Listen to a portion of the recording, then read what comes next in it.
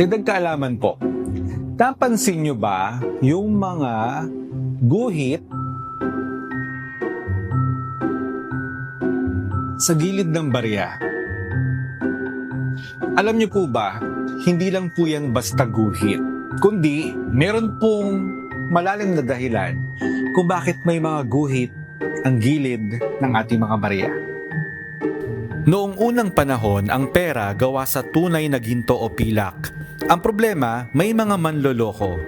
Kikiskisin nila ang gilid ng coin para makuha ang konting precious metal at ibabalik sa sirkulasyon yung mas magaan na coin. Dito pumapasok ang solusyon. Nilagyan ng ridges o guhit sa gilid ng coins. Kapag nawala o nabawasan ng guhit, ibig sabihin may nandaya. Parang built-in anti-cheating device ng sinaunang pera. Ngayon, kahit hindi na totoong ginto ang coins, tuloy pa rin ang tradisyon.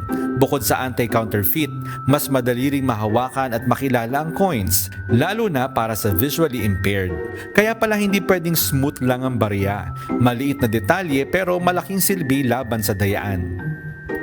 Kaya next time, nahahawak ka ng barya at makita mo ang mga guhit, tandaan mo na parte yan ng kasaysayan ng ating mga salapi at proteksyon sa pandaraya.